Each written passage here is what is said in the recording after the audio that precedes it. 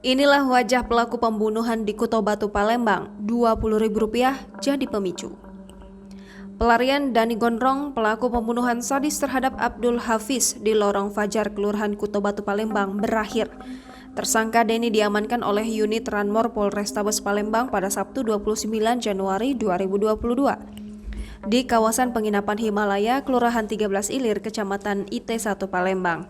Kasat Reskrim Polrestabes Palembang, Kompol Triwahyudi didampingi Kanit Ranmor Ibtu Irsan Ismail mengatakan tersangka dalam perkara pasal 338 JO 351 ayat 3 penganiayaan yang mengakibatkan korban meninggal dunia sudah diamankan oleh Opsnal Unit Ranmor Satreskrim Polrestabes Palembang. Untuk motif pembunuhan, Kompol Triwahyudi mengatakan bahwa tersangka sedang bermain judi kartu remi dengan korban. Lalu tersangka meminta uang kepada korban tetapi tidak diberi.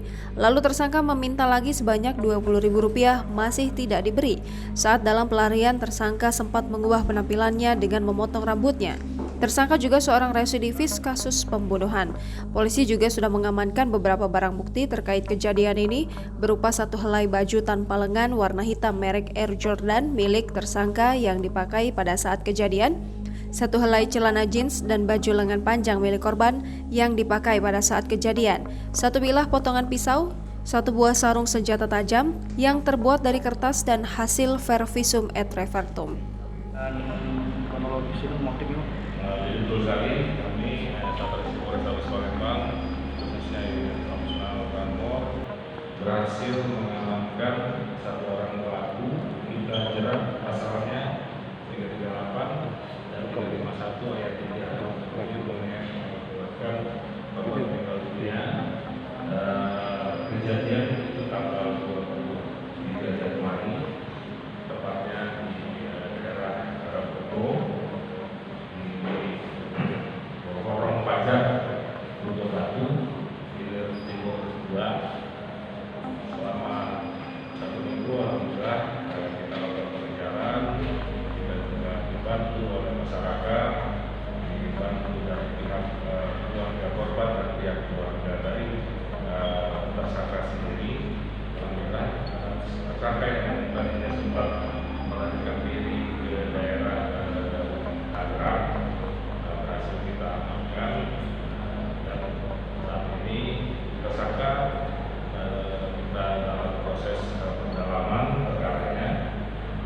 Tersangka sendiri merupakan residivis kasus sama dengan 38 juga, satu syukur pada saat itu di tahun 2011 kalau tidak salah, dan dia sudah menjalani hukumannya, tapi dia melakukan kembali.